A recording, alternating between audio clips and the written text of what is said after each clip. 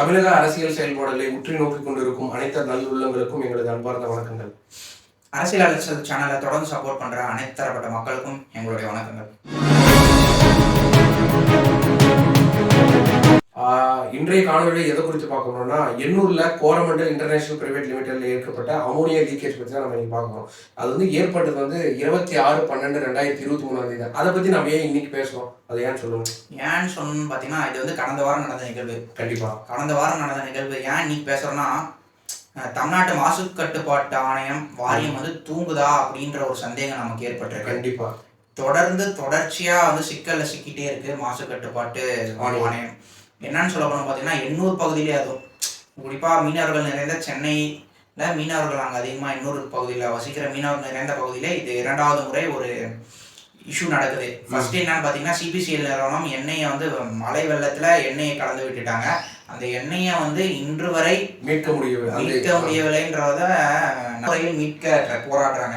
நவீன முறையில் மீட்கன்னு என்னன்னு பார்த்தீங்கன்னா, ஒன்று வந்து வாலி ஒரு பக்கம். அதோட நவீன முறை என்னன்னு பார்த்தீங்கன்னா, நம்ம ஈசல்லாம் பறந்தா என்ன பண்ணுவோம்னா, எண்ணெயை முக்கி பேப்பர் லைட்டு பக்கம் ஒட்டி வச்சுனா ஈசல் அதில் வந்து ஒட்டிக்கும், பேப்பர்ல ஒட்டிக்கும். அந்த மாதிரி நம்ம பேப்பர்ல வந்து டிப் பண்ணி எண்ணெய் எடுத்த காட்சிகள்லாம் வந்து கண் குளிர பார்க்க முடிஞ்சது. எத்தனை கிலோமீட்டருக்கு எடுக்க முடியும். வல்லரசு நாடுகளே வந்து வியந்து பார்த்தது தமிழ்நாட்டை என்றால் இந்த மாதிரி இன்சிடென்ட்ஸ். ஆமா, நாம வந்து பல விஷயங்கள்ல வந்து வல்லரசு நாடுகளுக்கு போட்டியா இருக்கும். என்னன்னு பாத்தீங்கன்னா, ஊழல் விடுங்க, உண்மையான போட்டி என்னன்னு பாத்தீங்கன்னா, 12th முடிச்சு காலேஜ் சேர்ற ரேஷியோ தமிழ்நாட்டுல வந்து 50 பேர் சேர்றாங்க. ஒட்டுமொத்த இந்தியாவில அது 20 பேர் தான் இருக்குன்னு நினைக்கிறேன். ஆனா தமிழ்நாட்டுல வந்து 12th to உயர்கல்வி ரேஷியோ வந்து 50 பேர். மற்ற மாநிலங்களை கம்பேர் பண்ணும்போது இது வந்து அதிக காலேஜ் இன்ஃப்ராஸ்ட்ரக்சர் இருக்கிறதால அதிக மக்கள் நிறைய படிக்கிறாங்க. பல வல்லரசு நாடுகள்ல இந்த ரேஷியோ இல்ல. அதனால அதெல்லாம் உற்று நோக்கிய தமிழ்நாட்டை இன்று வல்லரசு நாடுகளே வந்து எப்படி சொல்ல, இமை தூக்கி பாற்று ரசித்த தருணம் என்னன்னு பாத்தீங்கன்னா, டிப் பண்ணி எடுத்தது. இதை பேப்பரை வச்சு ஆயில முக்கி எடுத்தது தான். எப்படிங்க எடுக்க முடியும்?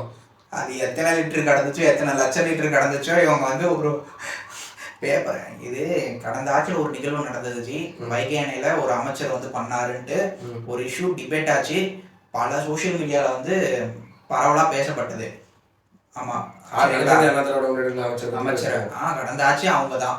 அது வந்து அவர் வந்து ஏதோ ஒரு தவறுதெல்லாம் நடந்த விஷயம், சரிங்களா? அதுக்கு வந்து அவர் மட்டும் பொறுப்பு இல்லை, அது சார்ந்த துறை அதிகாரிகளும் பொறுப்பு தான், சரிங்களா? அது சரி, அது விடுங்க. அதுக்கப்புறம் இன்னொரு இன்சிடென்ட் நடந்தது கடந்த ஆட்சியில. என்னன்னு பாத்தீங்கன்னா, கடல்ல வந்து எண்ணெய் கலந்தது. ஒரு கப்பல் விபத்தால வந்து கடல் திறந்தது. அது எதிர்பாராத விபத்து. அன்னைக்கு வந்து வாளி வச்சு அழுதாங்க. அது சின்ன பரப்பளவு தான். அதுவும் அது வந்து வாளி வச்சு அழுதாங்கன்னு பல டிபேட் ஆனது. இன்னைக்கு திமுக இருக்க அதே கூட்டணி கட்சிகள் ஆளுங்கட்சியான அன்னைக்கு இருந்த அஇஅதிமுக நோக்கி பல கேள்விகள் எழுப்பப்பட்டன. இதை எடுக்க முடியலையான்னு சொல்லிட்டு அவங்களாம் வந்து இன்னைக்கு வந்து வாழ்வாதாரத்தை இழந்திருக்காங்க எண்ணூர் பகுதி மக்கள். இன்னும் சில மாதங்களுக்கு அங்க இருக்கிறது, சில மாதங்கள் இல்லை, இவங்க பண்ணது பார்த்தா இது ஒரு பிரச்சனை ஆயிடுச்சுல. வருடங்களே அவங்க மீன் பிடிக்க போக முடியாது போல. இப்பவே சொல்லிட்டாங்க, காசிமேட்ல இருந்து சொல்லிட்டாங்க, எண்ணூர்ல இருந்து வர மீன் எதுவும் நாங்க எடுத்துக்க மாட்டோம், எங்களுக்கு வந்து எதுவுமே சப்ளை பண்ணாதீங்க அப்படின்னு சொல்லிட்டாங்க. இந்த மீன்களுமே இறக்கக்கூடிய சூழ்நிலை மிதக்குது. ஆமா, அப்படி இருக்க சூழ்நிலையில அவங்க வாழ்வாதாரம் நசுக்கப்பட்டு விட்டது. கண்டிப்பா. அப்படி இருக்க பட்சத்தில் அளப்பரிய சாதனை பண்ணியிருக்கு திராவிட மாடல் அரசுன்னு பாத்தீங்கன்னா, விழுந்த எண்ணெயை வாளி வைத்து எடுத்ததும், அதுக்கப்புறம் பேப்பரில் முக்கி எடுத்ததும் வந்து அளப்பெரிய சாதனை. அவங்க சாதனை நோட்ஸ்னு ஒன்று போட்டாங்கன்னா இதெல்லாம் எழுதி வச்சுக்கலாம். இதெல்லாம் போட மாட்டாங்க, எங்க போடுற வாய்ப்பு இருக்கு. கடைசியாக போடுவாங்க. என்ன போடுவாங்கன்னா, சிபிசி நிறுவனத்தினால கலக்கப்பட்ட எண்ணெய் வந்து மீட்கப்பட்டது, எண்ணூர் மக்களுக்கு வாழ்வாதாரம் அளிக்கப்பட்டது, அப்படி போடுவாங்க. அது எப்படி பண்ணணுன்றதுலாம் வாலி பேப்பர்லாம் வராது. இன்னைக்கு வரையும் வந்து துறை சார்ந்த அமைச்சர்களும் சரி, முதலமைச்சரும் சரி சென்னையில தான் இருக்காரு. அவரும் சரி அங்க விசிட் பண்ணாத சூழ்நிலை தான் இருக்கு. முதலமைச்சர் கூட தமிழகம் முழுவதும் நடக்கக்கூடிய நிகழ்வுகளை பார்க்கலாம். ஆனா மீன்வளத்துறைன்னு எதுக்கு இருக்குது? மீனவர்களுக்காக வழங்கப்பட்டது மீன்வளத்துறை அமைச்சர். யார் மீன்வளத்துறை அமைச்சர்? மீன்வளத்துறை அமைச்சர் வந்து அனிதா ராதாகிருஷ்ணன். அவர் வந்து அவர் ஒரு பாவங்க, அவரை விட்டுருங்க. தூத்துக்குடி வெள்ளத்துல சிக்கி 2 நாட்கள் அவரே வந்து மீட்கிறது, பெரும் போராட்டம் பண்ணி இந்த அரசு மீட்கிறது. தூத்துக்குடி வெள்ளத்துக்கு முன்னாடிதான் மிக்ஜாம் புயல் சென்னையில் நடக்குது. அதுலதான் சிபிசி நிறுவனம் இந்த தவறு செஞ்சது. என்ன வந்தது? அப்ப எங்க போனாரு? அப்பயும் தூத்துக்குடியில தான் இருந்தாரு. அப்படி அப்ப தூத்துக்குடியா சவுத் திருச்செந்தூர் அவர் ஏரியா பக்கம் இருந்திருப்பாரு. அங்க மட்டும் மீன் பிடிக்கிறது இல்லையா? சென்னையில மட்டும் தான் மீன் பிடிக்கிறாங்க. தமிழகம் தானே மீன் பிடிக்கிறாங்க. தமிழகத்துக்கு மட்டும் அமைச்சரா இல்ல தூத்துக்குடிக்கு மட்டும் அமைச்சரா?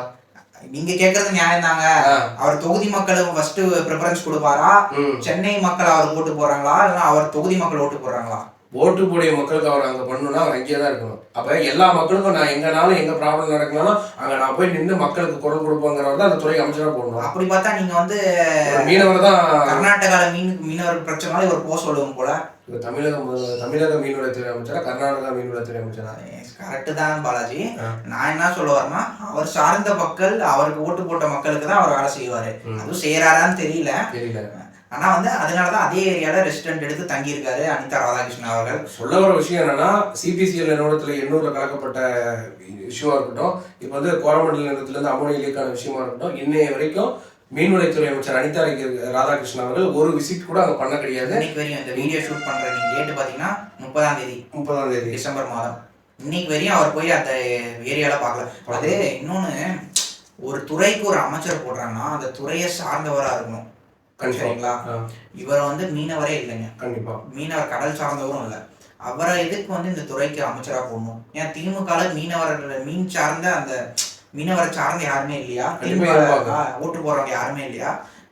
டைரக்டா சார்ந்ததுனால ஒரு 1ஆம் காலம் 2ஆம் காலம் கூட சார்ந்தவங்க யாரோ ஒருத்தர் இருப்பாங்க. அப்படி கூட யாரோ ஒருத்தர் போட்டாலும் அதுல ஏற்படக்கூடிய நல்லது கிடையாது உங்களுக்கு தெரியும். அந்த மக்கள் எந்த மாதிரியான பாதிப்புக்கு உள்ளாகிறாங்கிற விஷயங்கள் அவருக்கு தெரியும். அதனால அவர் அதுக்கான குரல் எடுத்து அதுக்கான இது போராடுவார். சட்டமன்றத்தில் என்ன விஷயம்னா, மொத்தமா யாரோ ஒருத்தர் ஜெயிச்சு வராங்க, மொத்தம் ஏதோ ஒரு துறை யாரோ ஒருத்தருக்கு ஏதோ ஒரு துறை கொடுக்காம அதுல அவருக்கு எக்ஸ்பீரியன்ஸ் இருக்குதா, அதுல அவருக்கு அனுபவம் இருக்கா அப்படிங்கிறத அலட்சியங்களுக்கு உச்சமா இருக்கு. இன்னைக்கு இருக்க திராவிட மாடல் விளம்பரத்திலே கவர் பண்ணிடலாம்னு நினைக்கிறாங்க போல.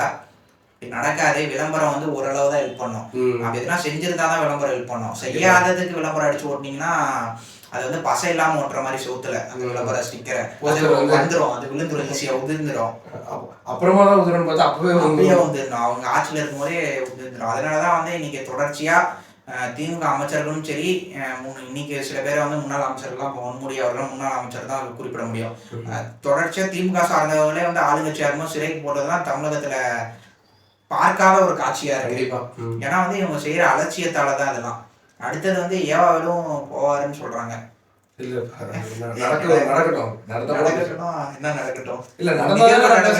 அப்படி சொல்றீங்களா? சரிங்க சரி. இந்த நிறைய இடத்துல நிறைய ரைடு வந்து எல்லாருக்கும் பண்ணியிருக்கிறாங்க. இப்போ அண்ணன் துறைமுருகன் கூட அட்மிட் ஆயிருக்காரு.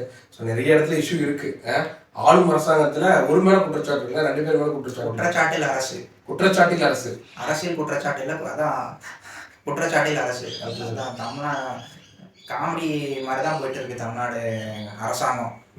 அவர் தலைமையை வந்து எல்லாம் தலைமையில இருக்கவங்க இதெல்லாம் கேள்வி கேட்கணும். அவருக்கு வந்து முதல்ல இதெல்லாம் தெரியணும்.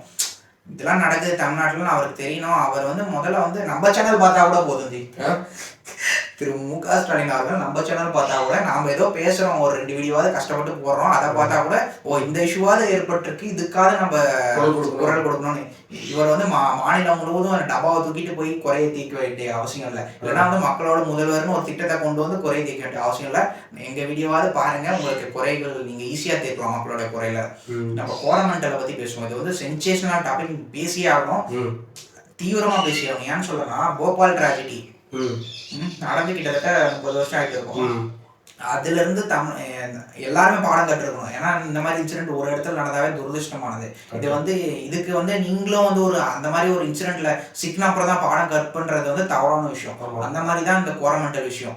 கொஞ்சம் பிழையாயிருந்தா வந்து ரொம்ப கஷ்டம். சென்னை வரையுமே பாதிப்பு இருந்திருக்கும். அப்படிப்பட்ட விஷயம் வந்து கோரமெண்டல் விஷயம். நீங்க சொல்லுங்க, அது என்ன எவ்வளவு கலந்துச்சு? என்ன விஷயம் பார்த்தீங்கன்னா, இப்போ கோரமண்டல் இன்டர்நேஷனல் பிரைவேட் லிமிடெட் என்ன நிறுவனம் பார்த்தா ஒரு ஃபெர்டிலைசர் ப்ரொடக்ஷன் ஃபேக்ட்ரி. அது வந்து ஆக்சுவலி அதுக்கு என்னன்னா அமோனியாங்கிற ஒரு திரவம் வந்து தேவைப்படுகிறது. அது வந்து என்னன்னா வெளிநாடுகள் சவுதி அரேபியா, ஈரான் போன்ற நகரங்கள்ல இருந்து கப்பல் மூலியமா சென்னைக்கு கொண்டு வரப்படுகிறது. சென்னை துறைமுகத்துக்கு கொண்டு வரப்படுது. அதை கொண்டு வரக்கூடிய அமோனியா என்ன ஃபார்மேட் இருக்கும் பார்த்தீங்கன்னா நமக்கு லிக்விட் ஃபார்மேட்ல இருக்கும். அந்த லிக்விட் ஃபார்மேட்ல இருக்கிற அமோனியா கப்பல்ல போர்ட்டுக்கு வருது. அது எப்படி ஃபேக்டரிக்கு போகுது? எப்படின்னா பைப் வச்சு தான் எடுக்கணும். பைப் பக்கெட் அதுவும் எடுத்துட்டு போறாங்களா? இல்ல அவங்களாம் வந்து டீட்டெயிலா கரெக்டா பண்ணிக்க. ஏன்னா பிரைவேட் பர்ஃபெக்ட்டா இருக்கும். அதனால மக்கள் சார்ந்து எதனா பிரச்சனை வந்தா மட்டும் தான் பக்கெட் எடுப்பாங்க. இல்ல மத்தபடி டெக்னாலஜி வச்சிருக்காங்க. ஆமா, 2.5 கிலோமீட்டர் அளவுக்கு பைப் வந்து கடல்ல இருந்து நமக்கு ஃபேக்டரிக்குள்ள போட்டிருக்காங்க. 2.5 கிலோமீட்டர் அளவுக்கு 8 இன்ச் சைஸ் பைப் வந்து போட்டிருக்காங்க. இதுல என்னன்னா இப்போ வந்து 26/12/2023 இந்த நிகழ்வு நடந்தது. அன்னைக்கு வந்து கப்பல் வர கிடையாது. கப்பல் வர கிடையாது. சோதனை ஓட்டமா நடந்தது. சோதனை ஓட்டம் வந்து ஒரு ட்ரையல் பார்த்துருக்காங்க. அப்ப ட்ரையல் பார்த்துட்டு அவங்க க்ளோஸ் பண்ணி கிளம்பிட்டாங்க. அப்போ நடக்கும்போது தான் அந்த அதிலிருந்து வெளியேற்றப்பட்ட ஒரு சில ஓல்டு ட்ரேசஸ் அமோனியா வந்து அந்த பைப் இருக்கும் இல்லையா, அது வந்து இருந்தது தான் லீக்கேஜ் ஏற்பட்டது. ஒரு 26/12 வந்து ஒரு நைட்டு ஒரு 11:30 மணிக்கு வந்து இந்த மாதிரி லீக்கேஜ் ஏற்பட்டது. அங்கே இருக்கக்கூடிய மக்களுக்கு வந்து கண்ணெரிச்சல், வாந்தி, மயக்கம், நெஞ்செரிச்சல் இந்த மாதிரியான பிரச்சனைகள், உபாதைகள் வந்து காட்டியிருக்குது. உடனடியாக எல்லாருமே தெரிஞ்சவங்க கொஞ்சம் கொஞ்சம் பேர் வெளியே ஓடி இருக்கிறாங்க. தெரியாத நைட் வந்து இரவு தூங்கக்கூடிய நேரம். உடனே யாரும் ரிப்போர்ட் பண்ணாங்கன்னு சொல்றாங்க. இந்த சார்ந்த அந்த கிராமத்தை சுத்தி இருக்க கிராமத்தை சேர்ந்த வண்டியில அவங்க வீட்டுக்கு போகும்போது ரிப்போர்ட் பண்ணதா சொல்றாங்க. அதனால இவ்வளவு பெரிய துயரம் தவிர்க்கப்பட்டிருக்கு. கண்டிப்பா. இல்லைன்னா அங்கேயே தூங்கிட்டு இருந்தாங்கன்னா குழந்தைகள் எவ்வளவோ பேர் பாதிக்கப்பட்டிருக்காங்க. எண்ணூர்ல பல ஃபேக்டரிகள் இயங்கி கொண்டு வருகிறது. அதே மாதிரி அங்க வாழக்கூடிய மக்களுக்கு வந்து உயிருக்கு பாதுகாப்பு வந்து அரசாங்கம் ஏற்படுத்தி கொடுக்கும். ஏன்னா இந்த மாதிரி அசாதாரண சூழ்நிலை எந்த ஃபேக்டரி வேணாலும் எப்பயாவது நிலவலாம். ஏன்னா எதிர்பார்க்காம நடக்கிறது, தவறுதலா நடக்கிறது. ஸோ அதுக்கு வந்து கவர்மெண்ட் வந்து அதுக்கு தான் அது கவர்மெண்ட் வந்து எதனா செய்யணும்னு சொல்றீங்க. இப்ப நடந்துருச்சு, இதுக்கும் எதனா செய்யணும்னு சொல்ல வரீங்க. அதுக்குதான் வந்து அமைச்சர் மெய்யநாதன் தலைமையில யாரும் செய்யாத ஒரு சரித்திர சாதனை அதுலயும் ஒண்ணு பண்ணியிருக்காங்க. இவங்க ஆட்சிக்கு வந்து கிட்டத்தட்ட 18 குழு அமைச்சிருப்பாங்கன்னு நினைக்கிறேன். மாதம் ஒரு குழு, மாதம் வந்து எப்படி சொல்ல, கோயிலுக்கு போறது சில பேர் இயற்கையா வச்சிருப்பாங்க, வாடிக்கையா வச்சிருப்பாங்க. அந்த மாதிரி மாதம் வந்து தலை குளிக்கிறது சில பேர் வாடகை. அந்த மாதிரி இவங்க மாதம் ஒரு வாடிக்கை வச்சிருக்கிறது என்னன்னா குழு அமைப்பது. அந்த மாதிரி இந்த வருஷம் வந்து 19வது குழு அமைச்சிருக்காங்க.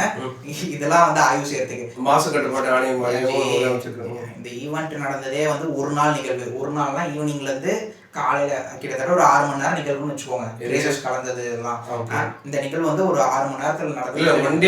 ஒன் டே வச்சுக்கோங்க. இதுக்கு நீ குழு அமைச்சு அந்த குழு வந்து ஒரு டேட்டா அவங்க கிட்ட சமர்ப்பிச்சு நீங்க இது பேஸ் பண்ணி நீங்க தீர்ப்பாயம் பசுமை தீர்ப்பாயம் எங்கேயோ போய் அவங்களுக்கு நீதி என்னைக்கு நீங்க வழங்குவீங்க?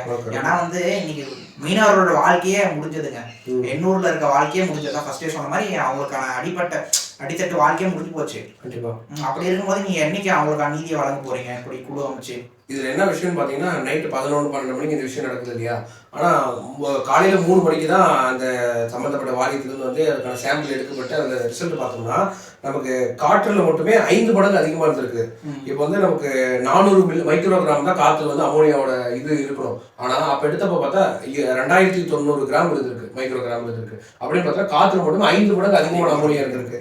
அதே போல அதே 3 மணிக்கு எடுக்கப்பட்ட கடல் நீர்லேருந்து எடுக்கப்பட்டதுல வந்து பாத்தீங்கன்னா 5 மில்லிகிராம் பெர் லிட்டர் தான் நமக்கு அமோனியா இருக்கணும். இப்போ எவ்வளவு இருந்தது பாத்தீங்கன்னா 49 மில்லிகிராம் பெர் லிட்டர். சுமார் பாத்தீங்கன்னா 10 மடங்கு அதிகம். அதனாலதான் வந்து மீன்கள்லாம் செத்து மிதந்து இருக்கு. அது இல்லாம அங்க அந்த ஏரியால பாத்தீங்கன்னா மீனவர்கள் சொல்ல போனா எல்லாம் கடல் நடுவுல போறவங்களா இல்லையா, எல்லாருமே வந்து கடல் ஒட்டியே கட்டுமரத்துல வந்து அவங்க மீன் பிடிக்கிறாங்க. ஒரு லிமிட் வரைக்கும் தான் போக முடியும். அப்படி இருக்கவங்க இந்த மீன் தான் அவங்களோட வாழ்வாதாரம் முற்றிலும் முடங்கி இருக்கு. இப்ப அதே போல பார்த்தா தமிழ்நாடு அரசு இவங்களை சீக்கிரமா விரைந்து இவங்களுக்கான நிவாரணம் வழங்கணும். ஏன்னா வந்து வெள்ளம் ஏற்கனவே ஒரு பக்கம், இன்னொரு பக்கம் வந்து எண்ணூர்ல இருந்து சிபிசிஎல் நிறுவனம் வாழ்வாதாரம் எண்ணெயை கலந்து விட்டாங்க. இப்போ வந்து அமோனியா வந்துடுச்சு. அதனால வந்து வாழ்வாதாரத்தை மேலும் மேலும் இடி தாக்கி இருக்கு அவங்க வாழ்க்கையில. அந்த நிறுவனம் என்ன சொல்றாங்கன்னா, நாங்கள் ஷார்டஸ்ட் டைம்ல வந்து அதுக்கான வந்து அன்கம்ஃபர்டபுள் வந்து நாங்கள் ஃபீல் பண்ணோம். உடனடியாக அதுக்கான ஸ்டெப்ஸ் என்னவோ ஆக்ஷன்ஸ் எடுத்துருக்கிறோம். ஷார்டஸ்ட் டைம்ல மக்களை நாங்கள் இது பண்ணியிருக்கிறோம் அப்படிங்கிற மாதிரி சொன்னாங்க. ஆனால் பார்த்தீங்கன்னா 27/12/2023 4 மணி நிலவரப்படி திருவொற்றியூர் ஆகாஷ் பிரைவேட் மருத்துவமனையில் வந்து 40 பேர் வந்து இன்பேஷண்டாக அட்மிட் பண்ணியிருக்காங்க. அந்த 40ல் ஒரு 11 பேர் வந்து ஐசியூவில் அட்மிட் பண்ணப்பட்டிருக்காங்க. இது இப்போ 4 மணிக்கு ரிப்போர்ட்லேயே இருந்திருக்காங்க. அவங்க ஷார்டஸ்ட் டைம்ல யாருக்கும் பெரிய இது இல்லை, டக்குன்னு நாங்கள் கியூர் பண்ணுற மாதிரி அவங்க அந்த நிறுவனத்துல இருந்து ஒரு அறிக்கை விட்டாங்க. 2 விதமாக பார்க்கலாம். அப்போ ஷார்டஸ்ட் டைம்ல கியூர் பண்ணி 40 பேருக்கு இந்த மாதிரி நிலைமை, 11 பேருக்கு ஐசியூனா, ஒருவேளை இது யாருமே ரிப்போர்ட் பண்ணாம விட்டுருந்தாங்கன்னா எவ்வளவு பேர் டிசாஸ்டர் ஆயிருக்கும். இரவு நேரங்கிறதுனால ரொம்ப கஷ்டமா இருக்கும். ஆமா, பிரஸ் ஸ்டேட்மெண்ட் கொடுத்தது வந்து அமீர் அல்வி, கோரமண்டல் நிறுவனத்தோட வந்து பிரசிடென்ட் ரெட்டி அவர் தான் கொடுத்துருக்காரு. ஷார்டஸ்ட் டைம்ல குறைவான நேரங்கள்ல நாங்க டக்குன்னு எல்லாமே நிவர்த்தி பண்ணிட்டோம் அப்படிங்கிற மாதிரி. இது நிவர்த்தி பண்ணலன்னு தான் சொல்லணும். ஏன்னா இது வந்து பிரஸ் ரிலீஸ்ல நிவர்த்தி, நீங்க அவங்க தவற நிவர்த்தி பண்ணிட்டீங்க, அதுக்கு ஏற்படுத்த விளைவு தான் மீனவர்களுக்கு நீங்க என்ன செய்ய போறீங்கன்னு தான் கேள்வி. கண்டிப்பா. ஏன்னா வந்து இப்ப போராட்டத்துல இறங்கி இருக்காங்க சொல்லிட்டு. ஆமா, இப்ப சோதனை ஓட்டம் நடந்ததுலயே இவ்வளவு இஷ்யூனா, காட்டுல 5 மடங்கும் தண்ணீர்ல 10 மடங்கு அதிகமா இருக்குன்னா, இப்ப வந்து அடுத்த வாரம் வரக்கூடிய அமோனியா, வெளிநாடுல இருந்து வரக்கூடிய அமோனியா வந்து அந்த கப்பல்ல இருந்து இறக்குமதி பண்ணி நம்ம ஃபேக்டரிக்கு இன்லெட்டா கொடுக்கும்போது அப்போ ஒரு லீக்கேஜ் ஏற்பட்டது எந்த அளவுக்கு பாதிப்பு ஏற்படுத்தும். அதுக்குதான் இப்போதைக்கு ஒரு வார காலம் தற்காலிகமா மூடி இருக்காங்க அப்படின்னு தமிழக அரசு வந்து மூடி இருக்காங்க. ஆனா அங்க இருக்கக்கூடிய மக்கள் என்ன பண்றாங்கன்னா, நிரந்தரமா இந்த ஃபேக்டரிகள்லாம் எங்க இடத்தை விட்டு செல்லணும் அப்படிங்கிற மாதிரி கோரிக்கை வைக்கிறாங்க. அதே போல உலக முதலீட்டாளர் மாநாடு வந்து வரும் பேர்லாம் உலகம் தாங்க வைப்பாங்க, வரது ஃபுல்லா லோக்கல் ஆளா தாங்க லோக்கல். நீங்க இதுக்கு முன்னாடி வந்த முதலீட்டாளர் மாநாட்டுல எவ்வளவு பேர் இங்க தொழில் தொடங்குறாருன்னு ஒரு வெள்ளை அறிக்கை இன்னைக்கு இருக்க தொழில்துறை அமைச்சர் கொடுப்பாங்களான்னு இந்த அரசை நம்ம கேட்கலாம். ஏன்னா வந்து இது வரைக்கும் அந்த மாதிரி எந்த புது தொழில் ஆரம்பிச்ச மாதிரி நான் பார்க்க முடியல. ஏற்கனவே இருந்த தொழிலை வச்சுதான் இவங்களும் விளம்பரம் தேடிட்டே இருக்காங்க. ஓலா போன்ற எலக்ட்ரிக் வெஹிக்கிள் இன்னைக்கு தமிழ்நாடு வந்து நம்பர் 1ல இருக்கு. அதிக ப்ரொடக்ஷன் எலக்ட்ரிக் வெஹிக்கிள் ப்ரொடக்ஷன் பண்ற மாநிலம் வந்து தமிழ்நாடு தான். ஆனா அந்த திட்டத்தை கொண்டு வந்து கடந்த ஆட்சியில கொண்டு வந்த திட்டம் அது. ஆனா இன்னைக்கு இருக்க தங்கம் தென்னரசுன்னு நினைக்கிறேன், அவரே வந்து பிரஸ் மீட்ல சொல்லியிருக்காரு, நாங்க அதுல டாப் தமிழ்நாட்டுல அவர் வந்து இந்த பேரை கிளைம் பண்ணிக்கிறாரு. அப்ப இந்த ஆட்சியில வந்து 2.5 வருஷத்துல நீங்க தொழில என்ன ஈர்த்தீங்கன்னு கொண்டு வாங்க. ஏன்னா தொழில் ஒரு மாநாட்டுக்கு பெரிய அமௌண்ட் செலவு பண்ணி ஈர்க்கிறதுக்கு விளம்பரம் அது இதுன்ட்டு. அப்ப அந்த விளம்பரத்துக்கான பயன் மக்களுக்கு இருக்கா இல்லையான்னு மக்களுக்கு தெரியணும். தயவு செய்து ஒரு வெள்ளை அறிக்கையாவது விடுங்கன்னு கேட்டுக்கலாம். அதே போல இதை தொடர்ந்து இன்னொரு அதே நாள் வந்து தண்டையார்பேட்டையில் IOCL சென்ட்ரல் கவர்மெண்ட் நிறுவனம் இயங்கிட்டு வருது. அதுலேயுமே பாய்லர் வந்து வெடிச்சு 2 பேர் வந்து பாதிக்கப்பட்டிருக்காங்க, படுகாயம் அடைஞ்சு. ஒருத்தரோட நிலைமை ரொம்ப மோசமாக இறந்துட்டாருன்னு கேள்விப்பட்ட மாதிரி இருக்காது, எந்த அளவுக்கு அஃபிஷியலாக. ஆமா, இன்னொன்று வந்து திரும்பவும் எல்லா வீடியோவிலையும் முடிக்கும் போது ஊடகங்கள் தான் முடிக்க வேண்டிய நிலைமைக்கு வரும். காரணம்னு பார்த்தீங்கன்னா இது எவ்வளோ பெரிய மேசிவ் டிசாஸ்டர் நிகழ்ந்து இருந்தால், அவ்வளோ பெரிய டிசாஸ்டர் நிகழ போகிறதே ஏதோ ஒரு சந்தர்ப்பம், அது தெய்வ சக்தியோ ஏதோ சக்தியை வந்து காப்பாத்திடுச்சு. புரியுதுங்களா? மக்கள் வந்து சேவ்டு. ஆனா வந்து ஊடகங்கள் இதை பத்தி ஏன் வாயை திறக்காம அதை நோக்கி ஒரு டிபேட் ஷோ வைக்காம, ஆக்கப்பூர்வமா டிபேட் ஷோ நீ வரும் காலத்துல இப்பெல்லாம் ஏன் தடுக்கும், எப்படி தடுக்கணும்னு வைக்காம. ஏன்னா இன்னைக்கு நாளைக்கு இப்ப இது மட்டும் கடந்து போற விஷயம் கிடையாது. ஃபேக்டரி அதிகமா இயங்கிட்டு வருது.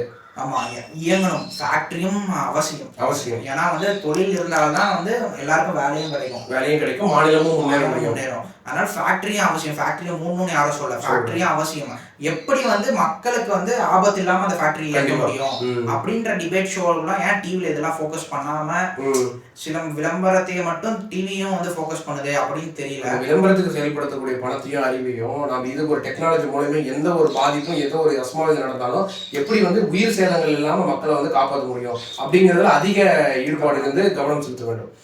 இனி வரும் காலத்திலேயாவது ஊடக தர்மத்தை காக்கணும். அதே மாதிரி முதல்வர் அவர்களும் வந்து தன் நேரடி கட்டுப்பாட்டுல இதெல்லாம் கொண்டு வந்து இதெல்லாம் பார்க்கணும்னு சொல்லிட்டு அதிக ப்ரையாரிட்டி கொடுத்து, அதே மாதிரி மீனவ மக்களுக்கு 800 மீனவ மக்களுக்கு நீதி கிடைக்கணும்னு சொல்லிட்டு இந்த வீடியோ முடிச்சுக்கலாம்னு நினைக்கிறேன். இந்த வீடியோ பார்த்த எல்லாருக்கும் நன்றி. எங்கள் காணொலியை தொடர்ந்து பார்த்து கொண்டு வரும் அனைத்து நிலை சப்ஸ்கிரைபர்களுக்கும் எங்களது நன்றி கலந்த வணக்கங்கள்.